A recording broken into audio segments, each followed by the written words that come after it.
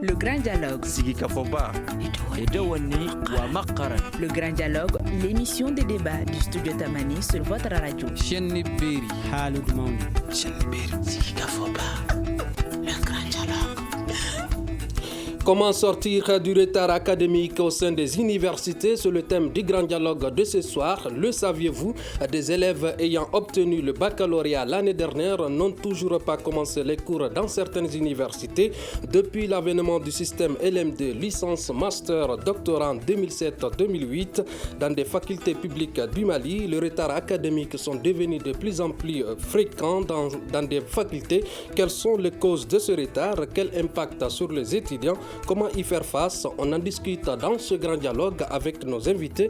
Dr Aboubakar Abdelwahidou Maïga, secrétaire principal par intérim de la faculté de lettres, de langage et des sciences de langage, des lettres et des langues et des sciences de langage de Bamako. Dr Abdul Karim Djamoutene, enseignant-chercheur à la faculté de sciences économiques et de gestion de Bamako. Boubacar Garba Koulibaly, secrétaire principal du comité AIM, Association des élèves et étudiants du Mali, de la faculté de sciences administratives et politiques de Bamako. Je suis Imran Akilo Maïga, invité, auditeur, téléspectateur. Bonsoir et bienvenue. Le grand dialogue. Docteur Aboubakar, dites-nous pourquoi des élèves ayant obtenu le baccalauréat depuis 2020 ne connaissent toujours pas leur classe. Bonjour d'abord tout le monde. Et merci pour l'invitation. Et c'est vrai, aujourd'hui nous sommes confrontés à un problème vraiment très délicat au niveau des différentes universités du Mali.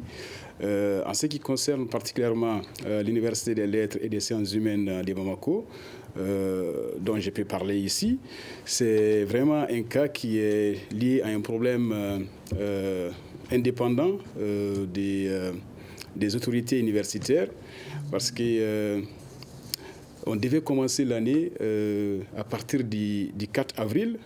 Et des cours avaient déjà commencé à notre niveau. 4 avril 2021. Du 4 avril 2021. Et on avait commencé une première semaine déjà des cours. On entamait tout juste la deuxième semaine quand les syndicats du comité SNEPSUP de la faculté des lettres, des langues et des sciences de langage a déclenché justement une grève justement pour revendiquer, à raison, il faut le dire, à raison les paiements des heures supplémentaires et puis les heures supplémentaires qui étaient en retard, c'est-à-dire 2018-2019, et puis les paiements aussi des copies corrigées du second semestre de 2018-2019, puis du premier semestre de 2019-2020. Et faute de quoi, ils ont décidé de suspendre les cours au niveau de 2020-2021.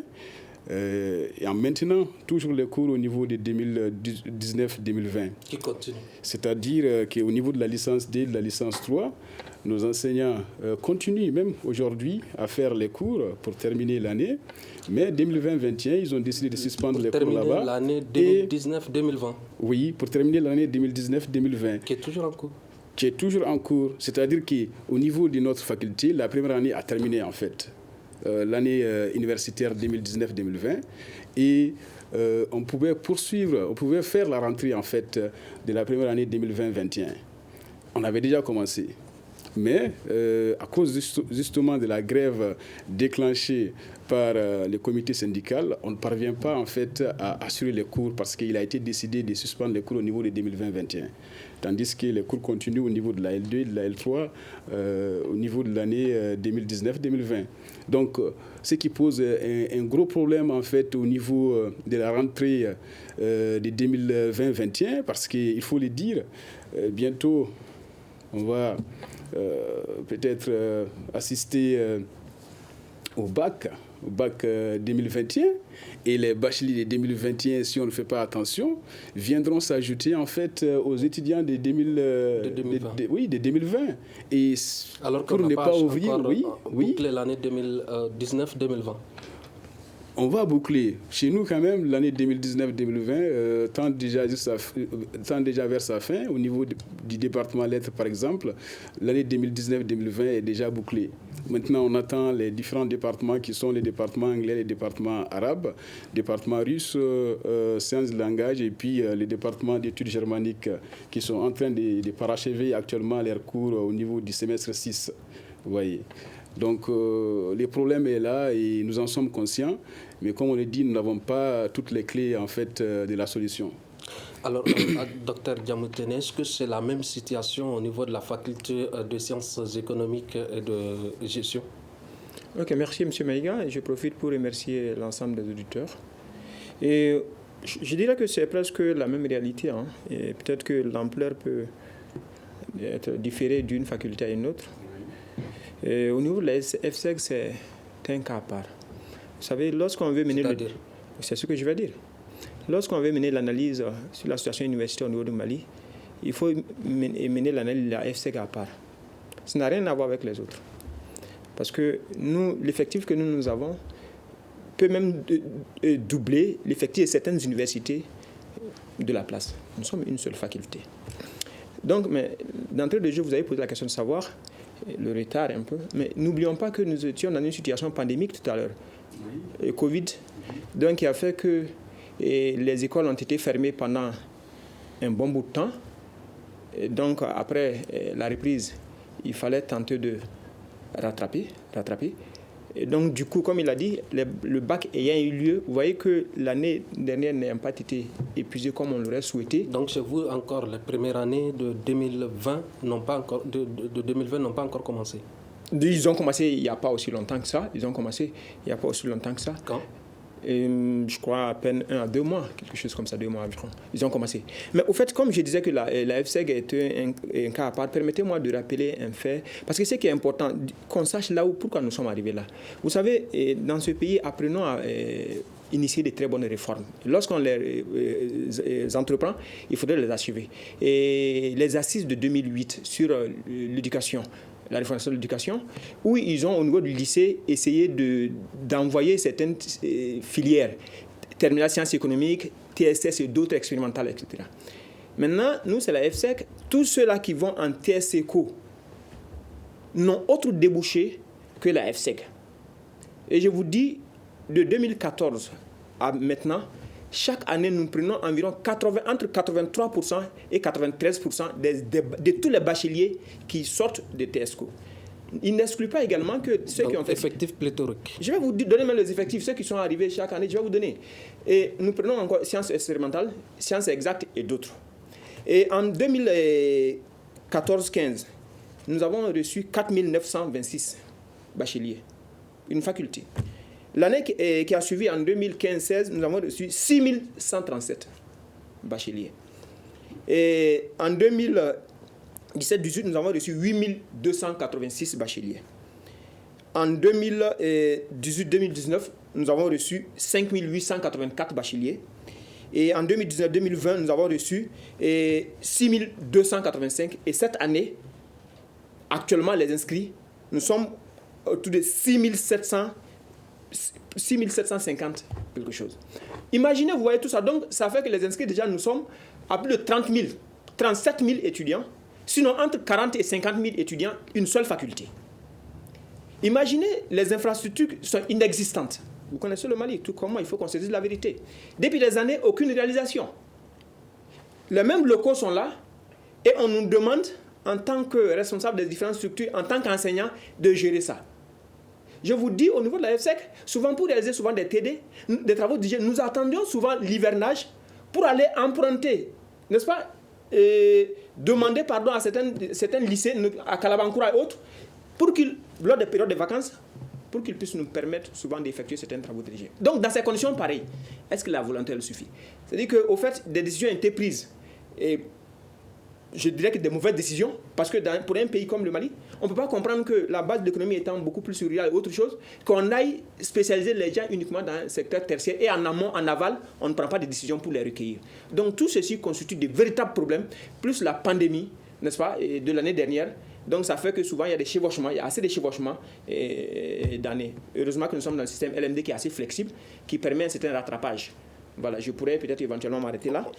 Boubacar Garba Koulibaly, vous représentez les élèves et étudiants sur ce plateau. Comment vous vous sentez quand vous voyez encore vos petits frères qui ne sont pas encore entrés en classe jusqu'à présent?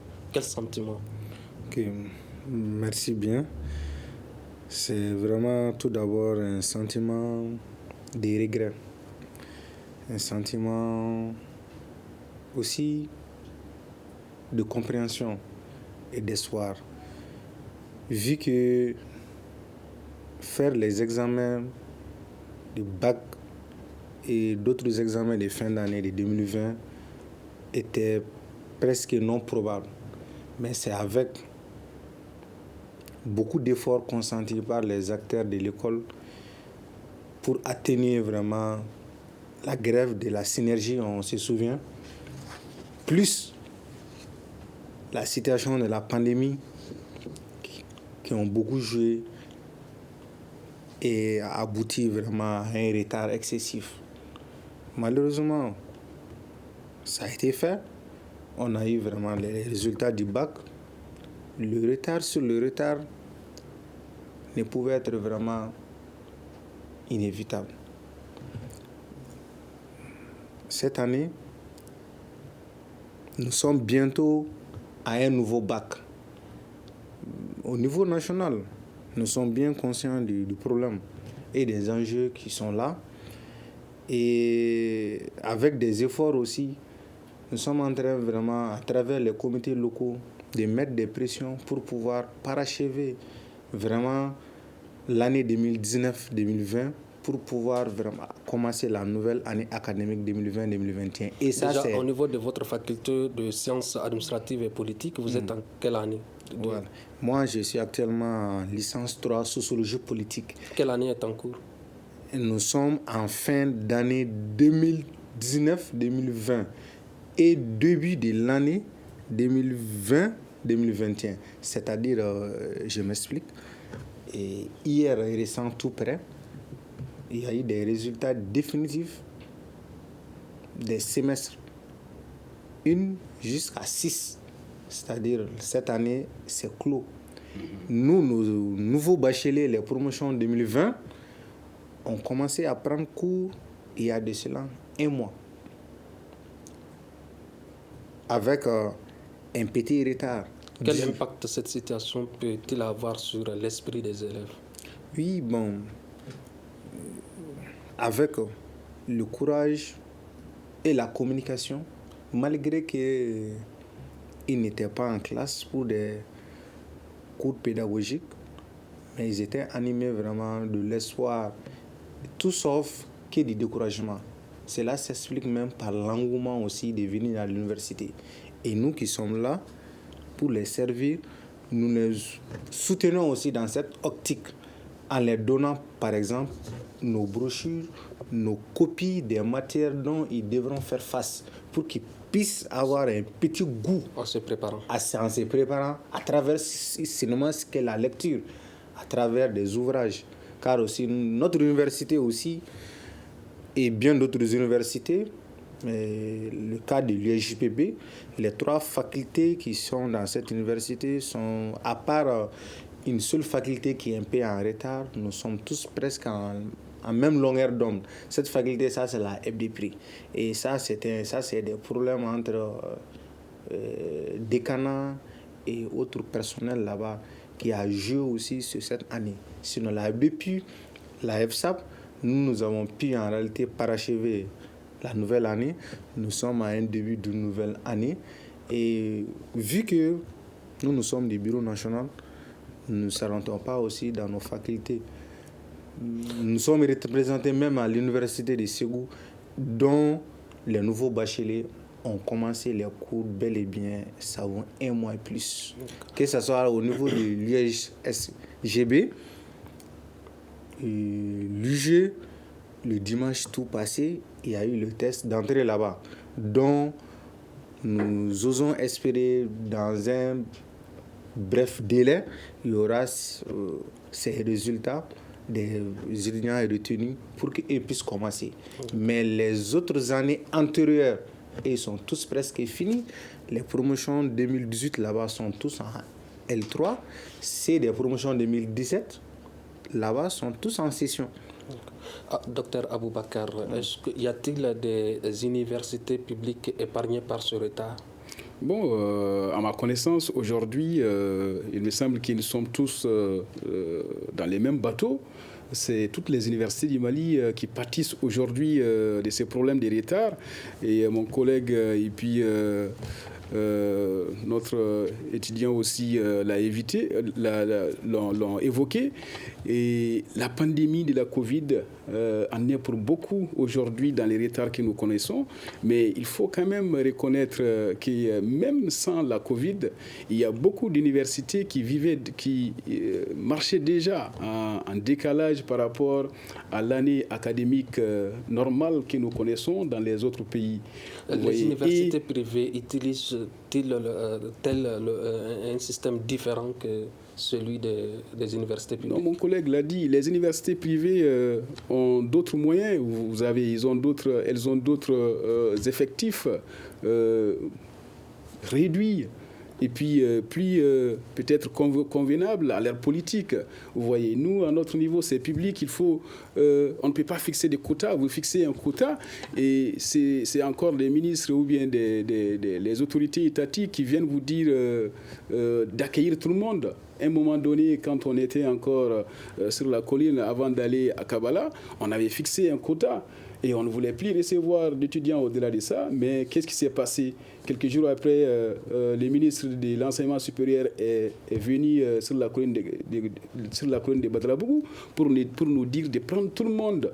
Et on leur avait dit que si on prenait tout le monde, on allait être confronté à des problèmes de paiement d'heures supplémentaires parce que plus l'effectif augmente, plus il faut encore des groupes, il faut créer des groupes au niveau des classes pour mettre les étudiants dans les conditions plus ou moins, je l'ai dit, plus ou moins optimales pour pouvoir donner les cours. Et chaque groupe, au niveau de chaque groupe, il faut appliquer la maquette. Et chaque maquette aussi engendre des coûts supplémentaires au niveau des heures supplémentaires. Et l'État ne s'engage pas à accompagner les universités sur le plan en fait, de l'enveloppe allouée. Il dit l'État ne s'engage pas à accompagner les universités au niveau de l'enveloppe allouée en fait, au paiement des heures supplémentaires et des copies corrigées. Et qu'est-ce que les universités également font par rapport à ça? Les universités font ce qu'elles peuvent. On donne les cours, après on envoie les États pour montrer à l'État en fait l'incidence financière qu'on a eue par rapport aux effectifs qu'on a été obligé de prendre. Lui, il a parlé tout de suite des 6 000 étudiants. Imaginez 6 000 étudiants, c'est une université, mais au niveau de la première année seulement, vous avez 6 000 étudiants. Il faut combien de groupes en fait pour appliquer normalement les systèmes pour que chaque étudiant puisse avoir, comme on appelle, les conditions plus ou moins idoines afin d'acquérir les connaissances. Vous allez avoir des groupes en fait de 500 personnes. 500 personnes, les professeurs n'est même pas capable de connaître chaque étudiant, comme on appelle, de façon individuelle. Nous sommes en train en fait de faire de faire semblant en fait d'enseigner au niveau des universités parce que les moyens, les infrastructures en fait administratives, pédagogiques ne sont pas là en fait pour pouvoir nous donner la possibilité en fait d'avoir la qualité que nous cherchons, que nous prenons et que nous envions aussi au niveau de la sous-région ou bien au niveau de l'international. Mais on essaie quand même de faire avec, mais vous allez voir que chaque année, les universités sont confrontées aux problèmes d'effectifs pléthoriques et puis aux problèmes d'air supplémentaires. Chaque année, ces questions-là viennent. Au début, vous dites d'abord qu'on ne peut pas les accueillir, on vous dit, bon, prenez tout le monde. À la fin, vous envoyez les États, vous leur dites, bon, on a été obligé de prendre aussi plusieurs professeurs qui ne sont pas de chez nous, il faut les payer sur les heures supplémentaires, parce qu'il ne faut pas oublier aussi que les professeurs vacataires, c'est-à-dire les professeurs qui nous aident dans les universités, les professeurs vacataires qui nous viennent en fait, qui sont payés sur les heures supplémentaires, sont plus nombreux que les professeurs permanents qui interviennent au niveau des cours. Et à la fin, ils s'attendent à être payés. Lorsqu'ils ne sont pas payés, c'est comme si on ne peut pas commencer la nouvelle année. C'est l'équation aujourd'hui qu'on tente de résoudre à notre niveau. Les gens ont enseigné en 2018-2019. Ils ont accepté encore d'accompagner l'État 2019-2020. 2019-2020 prend fin, arrive à sa fin, et ils ne sont pas payés au niveau de 2018-2019. Et on leur dit déjà, reprenez encore pour 2020-2021. Mais non, ils ont raison aussi, quelque part, de ne pas soutenir la poursuite des cours, vous voyez. Jusqu'où cette situation va nous amener dans les universités? Bon, et franchement, moi je suis de la FSEC. Je dis, si ça continue comme ça, la FSEC va s'arrêter. On ne peut pas, au fait, cette situation, Dieu ne peut même pas nous donner les moyens de les résoudre tant qu'on n'apporte pas des solutions adaptées. Une faculté où on a entre 40 et 50 000 étudiants, imaginez, est-ce que dans des pays, on n'ose même pas dire ça dans d'autres pays, sous d'autres cieux. Ce retard existait-il avant l'arrivée du système LMD? Au fait, pas forcément, parce que d'année en année, l'effectif ne fait que gonfler. Mais venons-en, où on va y arriver? C'est-à-dire, comme il l'a dit, le collègue l'a dit, nous allons faire semblant d'enseigner. Les étudiants vont faire semblant d'avoir un diplôme. Ils n'auront aucun niveau. Le Mali va s'écrouler. Tout court. Ça serait la faute à qui? La faute, c'est l'autorité politique qui décide. Quand vous décidez de la création de l'université, vous devez donner l'ensemble des moyens matériels et humains pour que l'objectif soit atteint. Et les enseignants qui font semblant, comme vous le dites? Non, les enseignants, au fait, moi je vous dis, si vous partez voir les enseignants dans quelles conditions ils exercent, vous allez leur dire merci, leur tirer le chapeau. Parce qu'au fait, ce pays, nous sommes dans un pays, lorsque vous faites face à une situation, le gouvernement communique contre vous. Le Mali est un pays comme ça, lorsqu'il y a un problème, au lieu que les autorités s'assument, le gouvernement préfère utiliser l'arme de la communication pour montrer que c'est vous qui avez tort. Allez-y voir, moi je vous dis, moi je suis de la FSEC.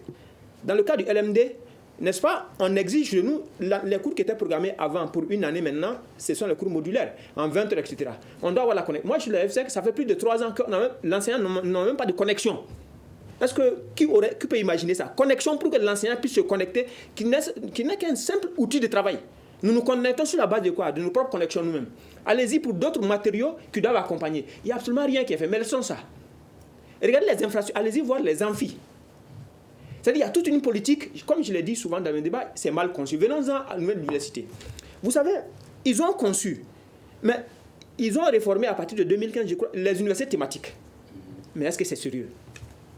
L'université thématique met l'emprise de certaines universités sur des amphis. On est d'accord? Or, sur des amphis. Or, vous savez, aujourd'hui, vu que nous n'avons pas assez d'infrastructures, il serait important que nous puissions mutualiser. Mais aujourd'hui, pour que même si vous avez un amphi qui est libre, pour que je puisse y accéder, il faudrait d'abord que je passe par une demande, etc., avec toute cette rigidité, etc. Donc, du coup... Est-ce que par rapport à ça, les universités font des propositions à l'État? Bien sûr, bien sûr. On fait des ateliers tous les ans. On fait les ateliers. Au fait, le Mali, le diagnostic est véritablement posé au fait.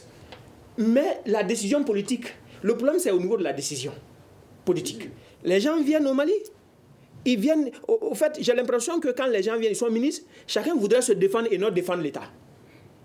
Donc du coup, on refuse de prendre des décisions charismatiques, des décisions audacieuses qui permettraient au pays d'avancer. Et imaginez les grèves des enseignants. Vous avez vu? Venons-en à l'enseignement fondamental. Quand vous avez vu la grève pendant combien de temps? À la fin, ils ont colmaté pour accorder ce qu'ils ne voulaient pas accorder. Dans un autre pays, cela ne se ferait pas. Au niveau supérieur, quand vous demandez à des enseignants qui travaillent pendant toute une année, qui corrigent des copies, qui effectuent des heures supplémentaires, le budget souvent leur est attribué au niveau des différents rectorats, mais souvent c'est la bannière pour ne serait-ce que simplement avoir ça. Quand aujourd'hui, avec l'autonomisation au niveau des différentes facultés, on ne peut même plus acheter de par soi-même un bic avec une certaine rigidité. Ça ne peut pas marcher. On demande aux universités, facultés de générer des fonds. Vous générez des fonds que vous reversez au niveau de vos rectorats respectifs, mais vous ne pouvez même pas avoir 5 francs de ça. C'est la bannière. Allez-y voir au niveau de l'UG. Des centaines de millions. Depuis combien d'années on n'arrive pas à élucider toute cette situation? Donc, du coup, c'est une volonté politique qui commence depuis le ministère, qui vient au niveau des différents rectorats. Et à la base, nous sommes étouffés. Nous ne sommes que des exécutants dont les efforts ne sont pas vus. D'accord. Alors, Les enseignants font semblant d'enseigner, les étudiants font semblant également de suivre les cours. Quand vous faites 2 ans, 3 ans dans une seule classe, est-ce que vous vous êtes une fois posé la question sur votre avenir? Oui, bon, là, dans cette optique, l'avenir est vraiment incertain. C'est la triste réalité. L'enseignement supérieur ne peut pas aller en réalité sans les moyens, surtout dans ce monde de mondialisation. En réalité, depuis l'avènement de l'Université du Mali, ces mêmes infrastructures qui étaient là-bas, qui ont été construites entre 1996 et 2000, au temps de Amadou Toumani Touré, paix à son âme, qui a eu la volonté de nous construire les bâtiments de la FDPRI, de la FSEC. À part ça, pas d'autres constructions, alors que les effectifs montent. En dehors de ça, c'est très normal qu'il puisse y avoir des redoublements ou des ajournements, puisque ça ne va pas du tout. Les enseignants sont débordés, les étudiants sont perdus, alors que l'université, c'est un univers de rencontres pour l'acquisition du savoir, un univers de rencontres, de nouvelles connaissances. L'avenir, l'éducation vraiment étant un maillon fort pour le devenir d'une nation, ça ne peut pas aller sur ces bases. En plus de cela... Pendant que vous parlez de ceci, votre avenir étant en jeu, que fait l'AIEM par rapport à ça? Parce que généralement, on voit l'AIEM se tirailler par rapport à des postes au niveau des comités. Ok. Aujourd'hui, notre association vraiment est rigoureusement dirigée dans sa nouvelle politique qui est de redorer l'image de son association. Ça fait quelques années, l'AIEM ne sort plus. Quand on entend grève, c'est l'UNTM, c'est synergie, c'est les enseignants ou autres. Aujourd'hui, nous sommes d'abord fixés comme objectif de bannir d'abord la violence et de partir vers l'excellence. Partir de l'excellence, ça doit être fait en se trouvant d'abord dans les classes et revendiquer pacifiquement. Même après l'issue, à l'issue de notre dernier congrès du 13 au 14 mars passé, juste 1-2 semaines seulement, nous avons fait le tour du pays, faire un cahier de doléances national et faire valoir ça à tous les partenaires de l'école. Même hier, tout près, nous étions chez le PM, le nouveau Premier ministre, pour lui faire part de notre cahier de doléances, en tant que vraiment partenaire de l'école, et aussi vraiment en tant que aussi, comme lui le disait, des acteurs de la société civile, dont sans lesquels la transition ne peut pas partir. Et aussi, on est dans la transition. Il doit avoir aussi transition sur tous les volets, notamment l'axe de l'éducation. Aujourd'hui, nous devons partir vers un nouveau système éducatif, pas seulement à l'université, depuis à bas âge, l'enseignement préscolaire. Nous allons parler des propositions plus tard. Docteur Aboubakar, on va parler du système LMD. Comment cette réforme est-elle arrivée? Bon, le système LMD, il faut savoir que c'est un système quand même qui est né en Europe, particulièrement à Bologne dans les années 98. Après, le système a été parachuté chez nous dans les années 2000, c'est-à-dire concrètement vers 2005, quand les recteurs de la sous-région se sont concertés pour mettre en place les RESAO, c'est-à-dire les réseaux pour l'excellence dans l'enseignement supérieur en Afrique de l'Ouest. Et en la matière, la faculté des sciences techniques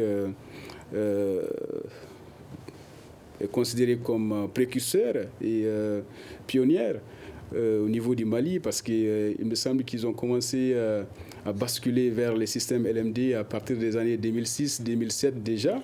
2007-2008. 2007-2008. Et j'imagine que certains d'entre nous sont justement les fruits de ces systèmes. Nous, au niveau... Je me rappelle, nous sommes la première promotion d'ailleurs de ce système LMD. Au niveau de la FAST. Au niveau de la faculté de sciences et techniques. Voilà. 3 ans dans une classe, 4 ans dans une classe, on ne passe pas, on ne redouble pas. Ça vous fait quoi, bon, vous, en tant qu'enseignant? Au début, les systèmes n'étaient pas du tout assimilés par les enseignants. On a été invités à accompagner et puis à apprendre sur l'État. Au fur et à mesure, on a dû comprendre les insuffisances et puis les corriger progressivement. Au niveau de l'Université des lettres et des sciences humaines de Bamako, une université aussi qui est née justement de la scission de la grande université du Mali à partir de 2011. Ce système a été imposé au Mali? Les systèmes, on peut dire que c'est un système que nous avons adopté pour aller avec la mondialisation, si on peut se le permettre. Parce qu'au début, il fallait passer par les DUG 1, DUG 2, licence, maîtrise, puis DA, DS des fois. Ce système les doctorats avec les systèmes LMD. Avec les systèmes LMD, on voulait aller vers la facilitation et puis faire en sorte que nos diplômes puissent être conformés et puissent avoir leur équivalent dans les autres formations qu'on a dans les autres pays, c'est-à-dire partir déjà de la licence, puis les masters et puis les doctorats. Ça facilitait les choses. Sinon, si vous allez par exemple avec les DUG 2 ou bien les DUG 1 dans certains pays, on ne sait pas en fait quel diplôme vous donnez. Donc il fallait aller avec les rythmes qui étaient imposés dans les autres pays. C'est pourquoi on a adopté. Est-ce que le Mali était-il prêt pour ce système? Les Mali, aucun pays peut-être africain n'était pas prêt. C'est un nouveau système et il fallait y aller. Même en Europe, on a eu beaucoup de difficultés. Les gens sont allés à tâtons et il a fallu du temps pour que les gens puissent s'y habituer. Au niveau du Mali, je pense que le basculement a réellement commencé à se concrétiser à partir de 2014-2015, quand nous-mêmes, au niveau de l'ULSHB, nous avons épousé les rythmes et nous sommes allés petit à petit. C'est en 2017-2018 seulement que nous avons terminé avec nos dernières promotions en fait, du système classique. Aujourd'hui, à l'heure où je parle, au niveau de notre université, c'est uniquement les systèmes LMD en fait, qui est en application. Sinon, et puis ce système a amené encore beaucoup de changements, beaucoup d'innovations, parce qu'il a parlé de cours modulaires. On ne les connaissait pas auparavant. Et on enseignait en fait du début de l'année jusqu'à la fin, des fois les mêmes matières et on allait tout le temps avec les mêmes thèmes, les mêmes sujets. Et avec les systèmes modulaires, oui, on enseigne un module en 20 heures, puis on tourne la page, on enseigne un autre et on tourne la page pendant 30 heures, 40 heures et ainsi de suite. Et le système aussi a permis en fait de diminuer en fait l'échec aussi des étudiants, parce que les étudiants étaient des fois à tort ou bien, je ne sais pas, à raison retenus au niveau des différentes classes, des fois pour une seule matière. Imaginez, pour une seule matière, on peut vous retenir en DUG 1 par exemple, ou bien en DUG 2, parce que vous n'avez pas pu valider. Avec les systèmes LMD, c'est une question de crédits. Si vous validez, par exemple, 42 crédits, vous passez. Si vous validez 60 crédits, vous êtes admis. Et vous pouvez passer et venir payer les crédits. Ça, c'est quelque chose de révolutionnaire. Et vous pouvez aussi, comme on appelle au niveau de la licence 3, par exemple, vous pouvez... c'est là où les problèmes se posent. Si vous n'avez pas validé les 60 crédits, là, vous êtes retenu jusqu'à ce que vous les validez. Et... il n'y a pas aussi de renvoi, comme vous l'avez dit. Il n'y a pas de renvoi dans les systèmes LMD. L'étudiant peut rester, seulement il perd la qualité en fait, des statuts réguliers. Vous dépassez par exemple les 8 semestres admis au niveau du LMD, vous devenez un candidat libre, mais on ne vous renvoie pas. Vous pouvez revenir en fait vous réinscrire et continuer vos études jusqu'à ce que vous validez tous les crédits. Mais dans les systèmes classiques, ce n'était pas ça. Avec certains nombres de d'UE ou bien d'UV, on les appelait encore les unités de valeur. Et si vous ne les validez pas, vous êtes exclu. Et les exclus étaient très nombreux. Les enseignants-chercheurs ont-ils été suffisamment formés par rapport à ce système avant l'application? Je ne crois pas. Je suis de la FSEG. Comme il a dit, en 2014-15, je crois, on était tous obligés, après la phase pionnière de la phase de l'UG, bon, les autres facultés ont été astreintes à y aller à partir de 2014-15. Donc, il y a beaucoup de préalables. Il y a même comment enseigner, parce que c'est un nouveau mode d'enseignement, même pour l'enseignant. Donc, il y a un certain préalable. Je ne crois pas que tout ait été fait. Même si en amont, il y a certains ateliers qui avaient été faits peut-être à d'autres niveaux. Bon. Mais je reviens par rapport à ce que mon collègue disait tout à l'heure. Aucun pays n'est prêt. Mais moi, je dis aucun pays ne sera prêt par rapport à n'importe quel domaine. Mais dès lors qu'on a la volonté, on doit se donner les moyens d'y aller. Et donc, du coup... Mais quelle éducation donner alors? Quelle éducation? Si on n'est pas prêt, on se... Non, je veux dire qu'on sera toujours prêt, au fait. Dès lors qu'on a la volonté... Parce que moi, je ne sais pas. Parce que même les autres pays qui ont amorcé le système LND sont partis de la même situation que nous. Mais dès lors que l'État décide d'aller vers une direction, l'État doit se donner les moyens politiques, n'est-ce pas, pour qu'on y aille. Le recyclage des enseignants, n'est-ce pas? Les moyens financiers qui doivent accompagner toute la logistique, l'État doit y mettre. Et surtout, comme il a dit, à partir de 2005, lorsque le RESAO a été mis sur pied, mais vous imaginez l'écart entre 2005 et où tout le monde y est allé jusqu'en 2014. Mais si c'est un État qui veut y aller, je crois que l'État doit de manière graduelle se donner les moyens et pour qu'on y aille. Vous savez, le système LMD, vous avez dit tout à l'heure, c'est un système, s'il n'avait pas existé, il fallait le créer. Parce qu'il est tellement flexible. Même en ce qui concerne l'adaptabilité, n'est-ce pas, du système d'enseignement au marché de l'emploi, le système LMD nous donne, nous, en tant que structure enseignante, plus de flexibilité, de maniabilité par rapport à l'ancien système. Regardez aujourd'hui au niveau des différentes facultés. Vous allez voir, il y a assez de formations professionnalisantes aujourd'hui, de matières professionnelles. Et donc, ça nous donne assez de flexibilité, de souplesse pour qu'on puisse tenir compte de cette réalité. Or, avant, ça n'existait pas. Donc, on ne sera jamais prêt. C'est comme quand une guerre doit vous tomber là-dessus. Quels que soient les préparatifs que vous allez faire, vous ne serez pas prêt, mais vous devez faire face à la guerre, vous donnez les moyens de réussir. En tout cas, le principal problème que moi je reconnais quand même, c'est le problème de volonté politique et de gouvernance. Regardez, au Mali, nous devons avoir une capacité d'anticipation, les gouvernants. Mais je dis zéro. Regardez, au niveau de la FSEC récemment, si je vous dis que les étudiants sont allés récemment à 112 heures de grève, pourquoi? Rien que pour des travaux d'entretien qu'il aurait fallu faire au niveau des ampoules et autres choses, 112 heures de grève. Mais pourtant, les moyens, tout est là. Mais pourquoi on ne prévoit pas? Pour que l'AIM obtienne gain de cause, pour que les étudiants puissent bénéficier de leurs droits, il faut que l'AIM sorte. Pour que les enseignants puissent bénéficier de leurs propres droits, il faut que le SNESUP ou le SNEC parte en grève. Regardez bien, moi je suis enseignant-chercheur. Nous sommes des enseignants censés former, n'est-ce pas, nos étudiants. Nous avons besoin de recyclage. Mais dites-moi, quelle est la politique de formation à l'endroit des enseignants-chercheurs que nous sommes? Dans ma faculté, même quand tu dois sortir pour une communication ou bien un truc, tu n'as même pas un copec pour t'accompagner. Tu es obligé de voyager sur ton propre salaire. Tous les moyens, etc. Mais comment un pays qui va aller de l'avant peut aller? Donc, au fait, le LMD, il est tellement exigeant parce que nous demandons à ce que les enseignants, nos étudiants et le Mali puissent être compétitifs. Cela voudrait que les professeurs soient à un niveau extrêmement compétitif. Mais faudrait-il que les moyens puissent être à leur disposition pour les permettre d'accompagner. Boubacar Garba Koulibaly, les deux précédents parlaient des avantages du système LMD. Est-ce que vous, en tant qu'étudiant, vous avez vu des avantages dans ce système-là? Oui, effectivement, comme je le disais, face au défi vraiment de cette mondialisation qui s'impose à tous les États, il ne se reste que même laissons le reste du monde. Et ce système LMD permet vraiment à l'étudiant malien de commencer un système au Mali et de l'achever à un autre pays sur l'espace, que ce soit UEMOA et CEDEAO, peut-être pourquoi pas à l'Europe. Partout. Ça, c'est des avantages.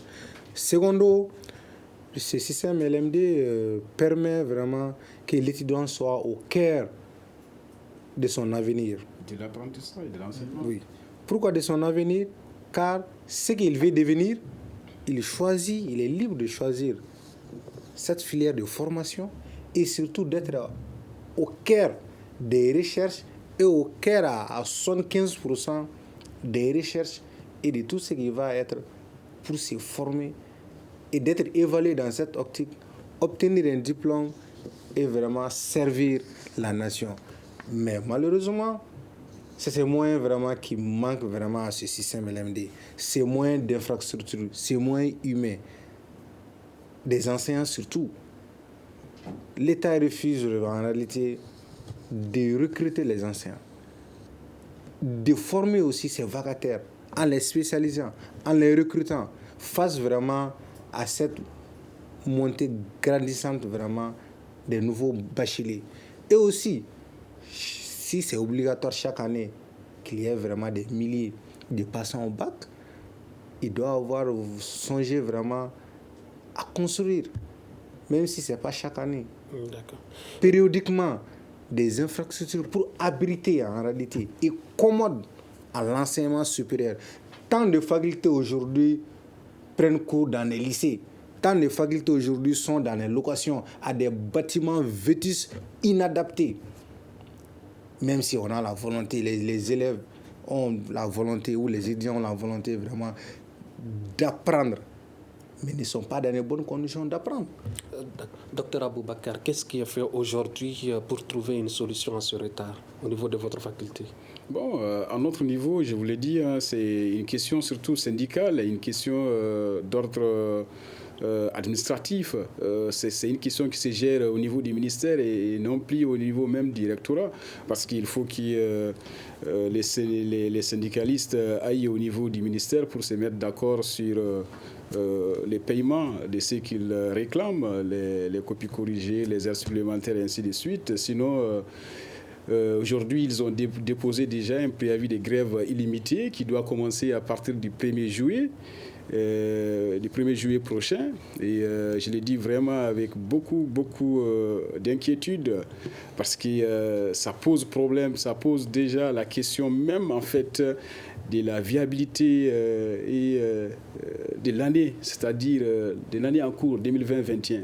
Les risques que nous courons aujourd'hui, c'est de voir les étudiants, les nouveaux bacheliers de 2021 venir s'ajouter en fait à ceux qui sont déjà là, qui ont pris une semaine de cours, et on risque de se retrouver en fait avec deux licences 1 ou bien une licence 1 avec une année blanche qui ne dit pas son nom. Ça c'est les risques que nous courons actuellement. Parce que bientôt c'est les bacs et bientôt les nouveaux bacheliers vont venir. Et nous regrettons beaucoup cette situation parce qu'on avait tous les moyens en fait pour sauver cette année. Il y a également les bourses aussi à gérer dans ces conditions. Comment les bourses sont-elles gérées avec ce cas de figure? Les bourses sont gérées au niveau du CENU. Je ne suis pas peut-être habilité pour vous répondre par rapport aux questions des bourses. C'est les CENU qui sait comment vraiment ils vont s'occuper de ces problèmes. Nous, à notre niveau, nous nous occupons surtout des problèmes pédagogiques. Je ne sais même pas comment les CENU va faire pour mettre les étudiants dans leurs droits quand on sait déjà qu'il y a 2 premières années, lesquelles vont bénéficier maintenant des bourses de l'année en cours. Ce serait au CENU de décider. Et qu'est-ce qui est fait au niveau de votre faculté pour trouver une solution à ce retard? Faculté de sciences économiques et de gestion. Comme on l'a dit, c'est l'engagement des enseignants. C'est-à-dire, c'est comme récemment, il y a de cela, je crois, 2 ou 3 semaines, on s'est réunis avec le doyen nous a appelés. Il a fait l'état des lieux et donc les enseignants se sont engagés à plus d'efforts. C'est-à-dire, on se surpasse pour essayer de pouvoir évacuer. Mais je dis que ça ne résout pas au fait. Moi, j'ai toujours dit souvent à mes responsables, j'ai dit, là où vous êtes, si je suis là-bas, moi, on résout le problème demain où je démissionne. Parce que dès lors que, quand les responsables en amont fuient le problème et en aval, vous pensez résoudre, mais c'est vous qui serez bouffés. Alors, quel avenir pour ces futurs étudiants qui vivent dans ce retard-là? Bon, c'est une mauvaise formation par la suite, mais je voudrais dire une chose. C'est que, de mon point de vue, pour solutionner cette affaire, d'abord, il faut réformer en aval au lycée les filières qui ont été créées. Je suis de la FSEC, les filières qui ont été créées, où on oblige les étudiants, une frange importante des lycéens à aller vers ces filières littéraires. Il faut qu'on réforme, c'est une mauvaise filière, c'est une mauvaise réforme qui a été entreprise. Qu'on le sache et qu'on revienne là-dessus. 2, il faut décongestionner l'université. Il faut qu'il y ait des universités régionales. Il y en a à Ségou, il faut en créer peut-être à Kaï, à Sikasso. Il faut qu'on aille dans ce sens-là. Donc ça promet au moins que chaque université puisse se gérer, donc l'effectif sera géré. Et maintenant, il faut revoir, comme j'ai dit, revoir les filières au niveau du lycée et maintenant accompagner, n'est-ce pas, les enseignants pour qu'ils puissent faire face, n'est-ce pas, aux exigences du système LMD. Vous avez amorcé certaines solutions. Quelles solutions aujourd'hui il faut pour ce retard-là? La solution qui serait mieux vraiment parce que l'éducation c'est une suite. Le préscolaire, scolaire, fondamental, secondaire. Et aujourd'hui, comme le professeur Djamoudene l'a dit, nous devons recadrer depuis au niveau fondamental. Le système APC, approche par compétence au lycée, doit être revu de telle sorte aussi à ce que des bons produits puissent parvenir à l'université. Merci. C'est sur ce mot que se referme ce grand dialogue dont le thème est comment sortir du retard académique au sein des universités publiques. Nos invités étaient Dr Aboubakar Abdelwahidou Maïga, secrétaire principal par intérim de la faculté de lettres, de langue et de sciences de langage de Bamako, Dr Abdelkarim Djamoudene, enseignant-chercheur à la faculté de sciences économiques et de gestion de Bamako, Boubacar Garba Koulibaly, secrétaire général du comité AIM de la faculté de sciences administratives et politiques, à la régie vidéo Peting Diara, à la mise en onde Seydou Dawa, à la coordination de ce débat Mohamed Touré. Je suis Imrana Kilo à Maïga. Chers invités, auditeurs, téléspectateurs, merci de nous avoir suivis. Vous avez la possibilité de réécouter ce débat sur le site web www.studiotamani.org. À demain pour un autre débat. Le Grand Dialogue. Le Grand Dialogue, l'émission des débats du studio Tamani sur votre radio.